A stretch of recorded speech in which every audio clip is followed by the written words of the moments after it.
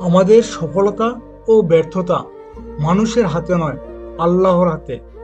যদি সে তোমাদের সাথে থাকে তবে কেউ তোমাদের কোনো ক্ষতি করতে পারবে না। আল্লাহ ন্যায় বিচার, দয়া ও উত্তম আচরণের নির্দেশ দেন।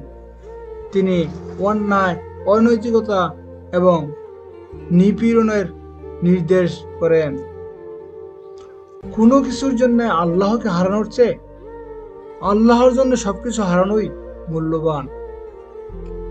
আপনি যেভাবে জীবনযাপন করেছেন সেভাবে আপনি মারা যাবেন। হযরত মুহাম্মদ সাল্লাল্লাহু আলাইহি ওয়াসাল্লাম।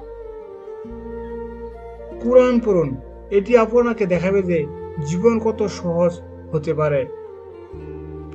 আপনি যদি নিশ্চিত সফলতা চান, আল্লাহকে খুশি করার জন্য সর্বদা চেষ্টা করুন।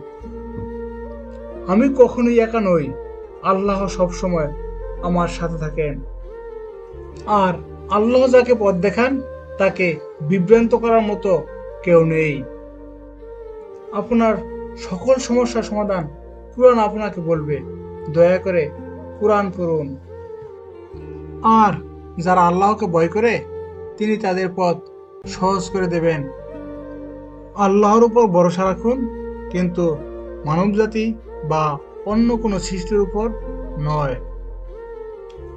যারা আল্লাহকে ভালোবাসে তাদের সাথে থাকুন এবং আপনাকে আল্লাহ সম্পর্কে স্মরণ করিয়ে দিন। মানুষকে ক্ষমা করুন, যাতে হয়তো আল্লাহ আপনাকে ক্ষমা করেন। আল্লাহ ছাড়া কেউ আপনাকে প্রকৃত সুখ দিতে পারবে না। যে ব্যক্তি আল্লাহর উপর ভরসা করে তিনি তার জন্য যথেষ্ট।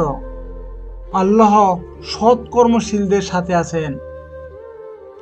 যে ব্যক্তি আল্লাহকে ভয় করে আল্লাহ তার জন্য প্রতিটি অসুবিধা থেকে মুক্তির পথ বের করে দেবেন এবং তিনি তাকে এমন উৎস থেকে রিজিক দেবেন যা সে কল্পনাও করতে পারেনি।